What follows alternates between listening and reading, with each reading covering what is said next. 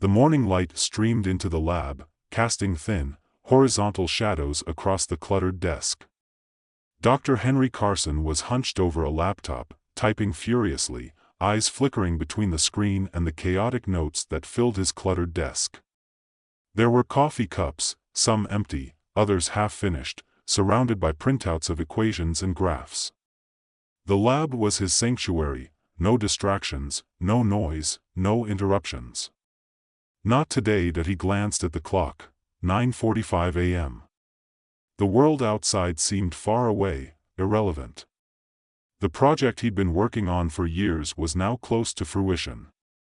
The theory of consciousness transfer was about to become more than just an academic curiosity, it was about to become reality. His fingertips hovered over the keyboard for a moment. A bead of sweat trickled down his temple, despite the cold air from the lab's malfunctioning AC. His heart beat faster as he hit enter and started the program. Come on, he muttered under his breath. His pulse quickened as the code executed flawlessly. He watched the screen as a spinning graphic began to form, a digital representation of the brain, neurons firing, connections snapping into place. It was working. This was it, but then, just as the final connection clicked into place, a sharp knock came at the door. Dr. Carson? The voice outside was calm, professional, but unmistakably impatient. Henry's fingers froze on the keyboard. He sighed, annoyed. The last thing he needed was someone bothering him now. But he knew it was pointless to ignore it. They wouldn't leave. They never did. 1 minute, he called out, his voice tight with frustration. A pause. The door opened anyway, and a tall woman stepped inside. Her sharp, tailored suit clung to her figure like it had been custom-made. She carried a briefcase in one hand and a quiet authority in her posture. Her eyes were the kind that missed nothing, calculated, intelligent, piercing. Henry looked up, startled. Who are you? She didn't answer directly. Instead, she gave him a tight smile, one that didn't quite reach her eyes. I'm someone who's been keeping an eye on your research, Dr. Carson. My name is Elena Crow. He stood up quickly, feeling the sudden weight of her presence in his already cramped space. I'm sorry, but I know, she interrupted smoothly. You don't remember me. But I remember you. You've been very busy, haven't you? Henry blinked. Her voice was calm, almost amused, but there was something else behind it, a hint of something far more serious. What do you want? His voice was guarded now, the unease creeping in. The woman's presence felt wrong, like an intrusion into the carefully controlled world he had built in this lab. You've been working on something extraordinary, Dr. Carson, Elena said, walking across the room with a slow, deliberate pace. Something that could change everything. And that's why I'm here. Henry was already on alert, his mind racing. What did she know? How much had she uncovered? Was this the government? Some corporate entity trying to steal his research? Elena continued. The problem is, you've been working in isolation. And while your theories are groundbreaking, you're about to cross a line that very few have ever dared to cross. He frowned. What are you talking about? She paused in front of his desk, leaning slightly toward him. You're not the only one who's been experimenting with consciousness transfer, Henry. And you're certainly not the first to understand its potential. The words hit him like a punch. His mouth went dry. What are you saying? Elena's smile widened, but there was no warmth in it. What I'm saying, Dr. Carson, is that you're about to uncover something much bigger than you realize. Something much darker. Henry sat back in his chair, stunned, as Elena's words sank in. Darker? What could be darker than simply transferring consciousness between bodies? He'd spent years developing the technology, figuring out how to bypass the brain's natural defenses, how to rewire neurons and implant memories. All of it had been theoretical until now that he'd always been careful to maintain the ethical boundaries of his work. But now, Now Elena was suggesting there was a whole other layer to this experiment that he hadn't even considered. What do you know about the soul exchange? Elena asked, her voice suddenly lower, more serious. The words felt foreign to Henry's ears. Soul exchange? What's that? Ah, Elena said, almost with a sense of pity, I was hoping you'd ask. She opened the briefcase and pulled out a thick file, so thick, in fact, it looked like a binder. She laid it on the desk in front of him. What you've been experimenting with, swapping consciousness between bodies, is just the tip of the iceberg. There's a whole underground market, Dr. Carson, where the wealthy pay to exchange their souls. Henry's brow furrowed in confusion. Souls? What are you talking about? That's not possible. Oh, but it is, Elena said. People will pay anything for the promise of eternal life, or for the chance to live in a body that isn't falling apart. The soul exchange is the black market of the elite. A place where rich people can trade their decaying, diseased bodies for the vitality of younger, healthier ones. Henry felt a cold shiver run down his spine. It was too bizarre, too outlandish. Was she trying to tell him that the wealthy were using his work to extend their lives by swapping their consciousness with others? He leaned forward, heart pounding. Are you telling me that people are actually, his words caught in his throat. This is illegal. Very much so, Elena replied. But it's more than illegal. It's an underground system, a global network of soul traders. People pay astronomical sums to extend their lives by stealing someone else's. And once they're in, they never want to leave. Henry swallowed hard. And you want me to help you stop it? Elena gave him a small, dry smile. Not exactly. You see, Dr. Carson, I want you to join us. For a long moment, the only sound in the room was the quiet hum of the machines. Henry's mind raced. Join her? Join them? He didn't even know what she was talking about. But one thing was clear, this was far bigger than he had imagined. You're asking me to become part of this system? He asked, his voice shaking slightly. I'm not asking, Henry, Elena said, her voice cold. I'm telling you. You're already a part of it. You've been working on the technology they need. And now, it's time for you to decide which side you're on. Henry's mind was spinning. The theory of consciousness transfer had been his obsession for years, but he never imagined it could be used in such a way. He had always believed he was doing something noble, something that could revolutionize medicine, bring about cures for diseases.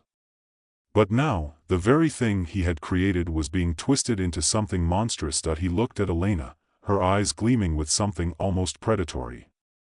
I'm not sure I understand, he said. What do you want from me? Elena's smile widened, and it was a smile that did not belong on a human face. I want you to help us perfect the process. You're close, Henry. Closer than anyone realizes.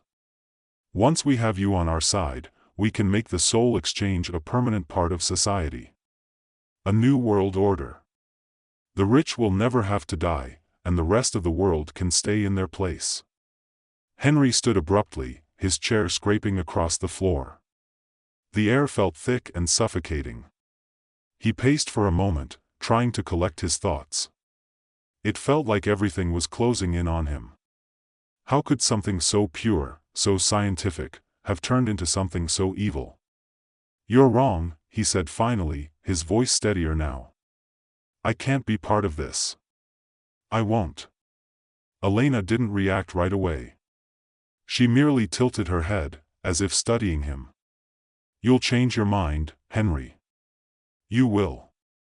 In time, you'll see that this is the only way forward. And when that happens, I'll be here. She left as quietly as she came, leaving Henry alone in the lab. But the words she had spoken lingered in his mind. The soul exchange. The underground network of rich elites trading bodies. Was it possible?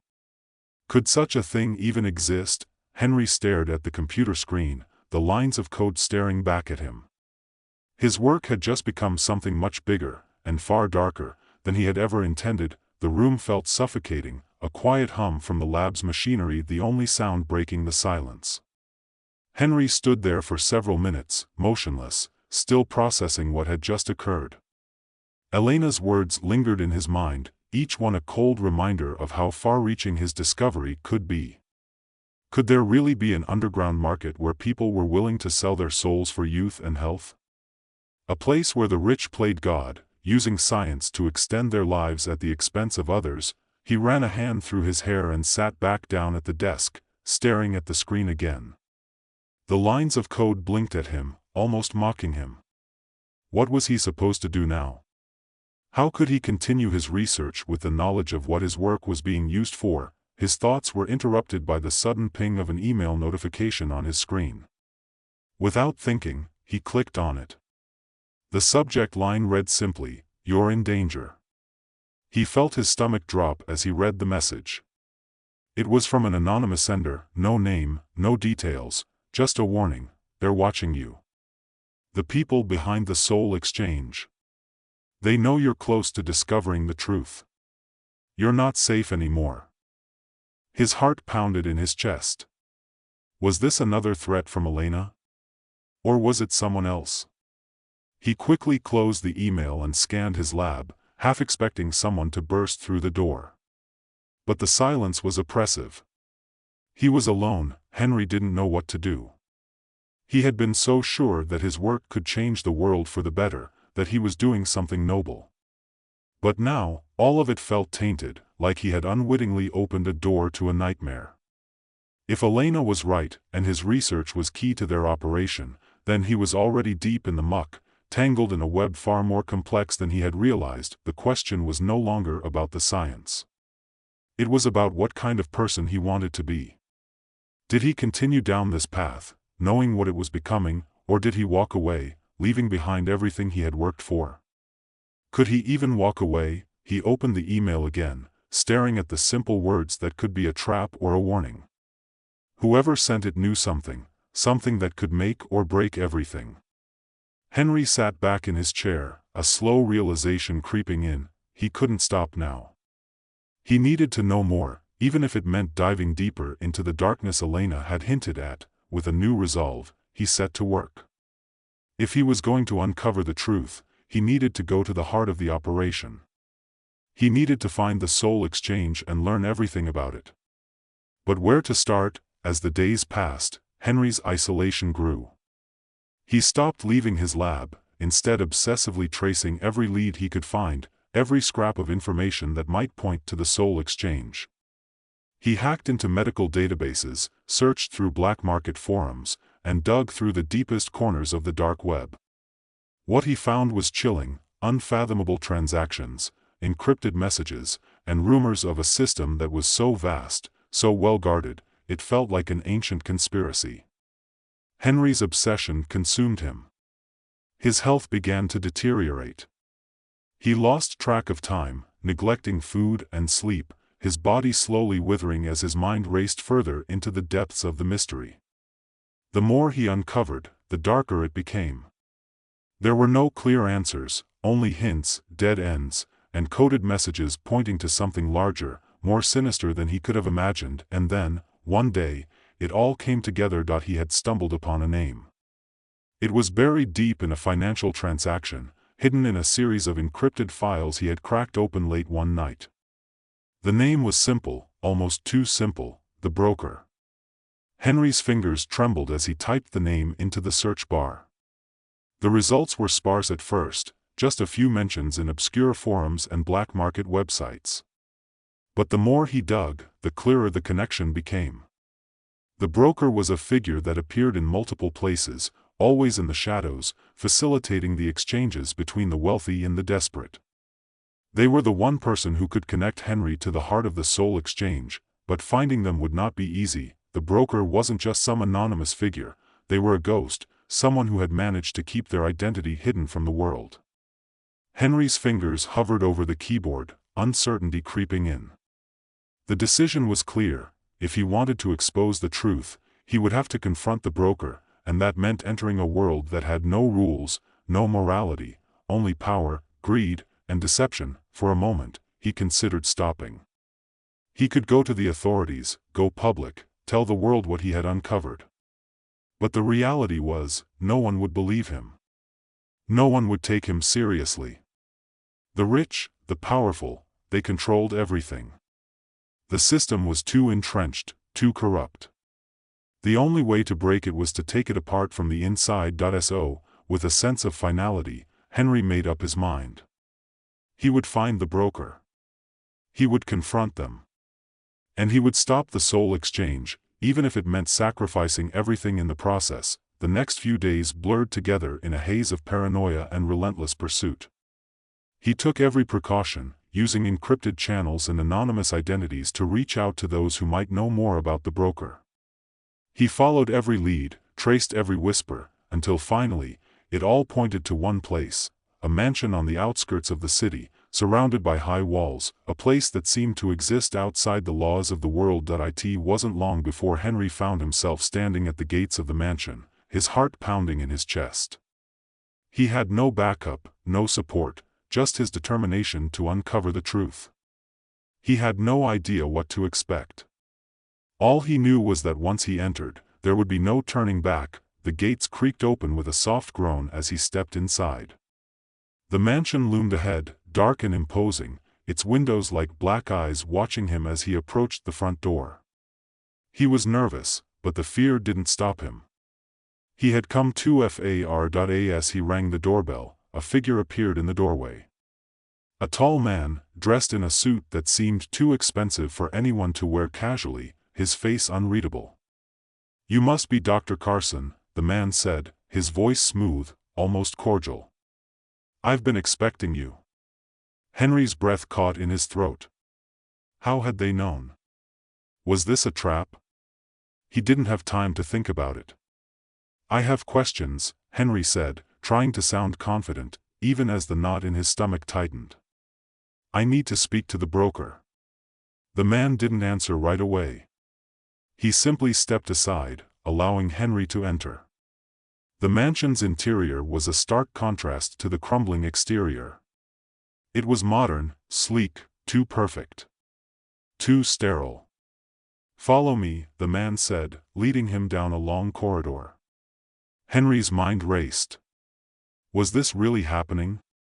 Was he about to meet the person who controlled it all? They reached a large room at the end of the hall. The door opened, and Henry was ushered inside. The broker was waiting for him. At first, Henry didn't know what to expect. He had imagined a shadowy figure, a faceless mastermind, but the person sitting in front of him was different.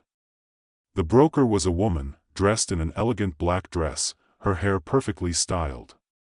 Her expression was calm, almost too calm, as though she had been expecting this moment for a long time. "Dr. Carson," she said, her voice low and controlled. "You've come a long way. But I'm afraid you've made a terrible mistake." Henry stood frozen, unsure of what to say. He had expected this moment to be a confrontation, a battle of wits, but the woman in front of him wasn't threatening. She was calculating. She was in control. "You're too late," she continued, her eyes narrowing slightly. "The soul exchange is already bigger than you realize. And now that you're here, I'm afraid there's no way out." Henry stood frozen, every muscle in his body tensed. The broker's words hung in the air like smoke, thick and suffocating. Too late. That's what she had said.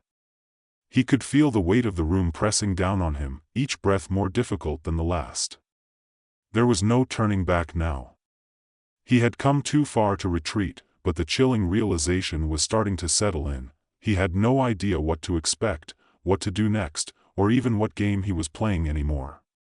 He glanced at her, trying to steady himself. The woman sitting across from him wasn't a stranger. She was the mastermind behind everything, the person who had built this system, who had been orchestrating the soul trades from the shadows.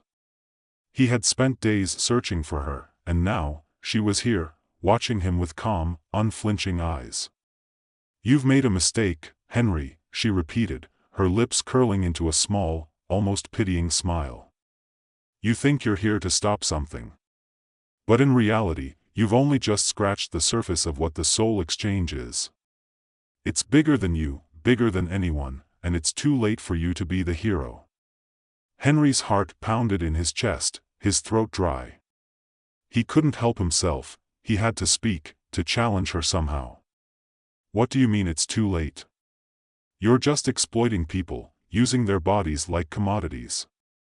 This isn't about science, it's about control. The broker leaned forward slightly, her eyes darkening. Control? You think I'm doing this for power, Henry? You think I'm some villain trying to ruin the world for fun? Her voice softened, but the words cut deep. No. I'm doing this because I believe in it. In the future it promises. The soul exchange isn't just about the rich buying new bodies.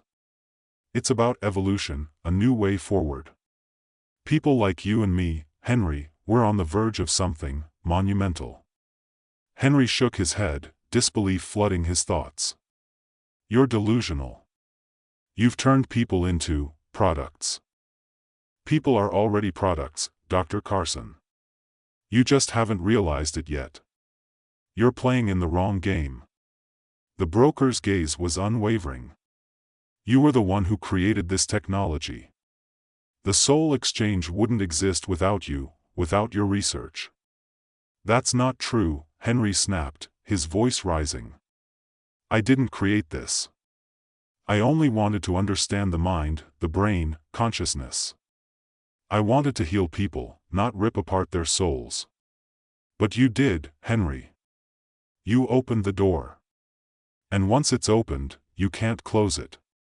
People are hungry for immortality. The elite, they'll pay anything for it. And all we're doing is giving them what they want. Henry clenched his fists. He felt a surge of anger, but underneath it was something darker, something like fear. He had spent so long believing in the nobility of his work, but now he saw how easily it had been corrupted. You're taking lives, Elena. You're stealing them. People give their lives away willingly, she said, standing up slowly. This isn't theft. It's a transaction. The rich give their money, and in return, they live forever in the bodies of the poor. They're willing to make the exchange. And when they do, they stay young, they stay powerful. No more sickness. No more death. She took a step toward him, her voice low, almost hypnotic. Don't you see, Henry? The soul exchange isn't just a business. It's a revolution. The future. Henry didn't speak. He couldn't. He was reeling, unable to wrap his mind around what she was saying. A revolution? Was that what she really believed? Was she truly blind to the suffering this caused, or had she simply grown numb to it? Elena turned away, walking toward a wall of glass that looked out over the mansion's manicured gardens. For a moment, she was quiet. Then, without turning back, she spoke again. I know you're upset. You think you're the righteous one, the hero who's going to expose everything. But the truth is, this has already gone too far to stop. The world won't accept it, Henry. But the people who matter already know what's going on. And they're already on board. A cold wave of realization swept over Henry. He had been right to come here, to confront the broker. But now he saw how entrenched the system was, how deeply woven it was into the very fabric of society. Elena turned back to face him, her expression softening slightly. You wanted to expose this. You thought you could bring it all down. But you can't. The soul exchange is too big. The people in power are already involved. They have too much to lose. There's no going back, Henry. You're in it now. The silence between them was thick, suffocating. Henry swallowed, trying to force down the panic rising in his chest. What's the point of all this, then? If everything's already decided, why even bother? Because, Elena said softly, almost to herself, it's not about right or wrong. It's about survival. It's about control of the future. And it's about what we're willing to do to live forever. Henry looked at her for a long time, trying to read her, to understand how someone could become so detached, so cold. You don't even care, do you? About the people you've hurt. About what this is doing to them. Her eyes flickered with something close to contempt, but she quickly masked it. I care, she said quietly. I care about the future. About building something that lasts. People like you, people who think in terms of morality and ethics, they're the ones holding the world back. The ones who can't see the big picture. Henry felt his hands tremble, the weight of the truth crashing down on him. Everything he had worked for, everything he had believed, was crumbling around him. Suddenly, something inside him snapped. This wasn't just about science anymore. It wasn't just about exposing the truth. It was about stopping it, stopping her, stopping the whole system before it consumed everything. Without thinking, Henry lunged forward. Elena's expression flickered with surprise for only a second before she quickly stepped back, raising her hand to signal to the guards hidden in the shadows of the room. They moved with practiced precision, each one stepping out of the corners where they had been waiting, weapons drawn, but Henry didn't stop. He had come this far. If it was a fight she wanted, then it was a fight she would get. The guards circled around him, closing in, but Henry wasn't thinking clearly anymore. He was driven by a single, desperate thought: he had to stop this. He had to expose it all, even if it meant sacrificing himself in the process. He had spent too long believing he could change the world with knowledge. But now, he understood. The world wasn't interested in knowledge. It was interested in power. Before the guards could reach him, he made a decision. He slammed his palm onto a panel embedded in the wall. The room lit up as a siren began to wail, signaling a lockdown. The mansion's security systems had been triggered. The guards hesitated for just a moment, confused by the blaring alarm. It was enough time for Henry to make a move. He pushed past them, sprinting for the door. Behind him, he heard Elena's voice, cold and furious, ordering her men to stop him. But Henry wasn't listening. He couldn't stop now. He couldn't let them win. He crashed through a door and found himself in a narrow hallway, the sound of the alarms deafening in his ears. The mansion was on lockdown, but he didn't know how much time he had before they found him. He had to get out. He had to survive. As he turned a corner, he collided with a figure. It was Elena, standing there, waiting for him. You think you can run? She sneered, her face twisted in a mix of amusement and contempt. You think you can stop this? Henry didn't say anything. He just ran. Through the hallways, downstairs, desperate for an escape. He couldn't stop now. He couldn't let them use his research. He had to burn it all down. But the moment he turned the last corner, he found himself face to face with more guards, more threats. There was nowhere to go. He was trapped in the cold silence of the hallway, the alarm still screaming in the background. Henry realized one brutal truth: he wasn't just fighting a system. He was fighting an idea. An idea that had already taken root so deeply, so completely, that it was unstoppable. He had walked into the lion's den, and now, there was no way out.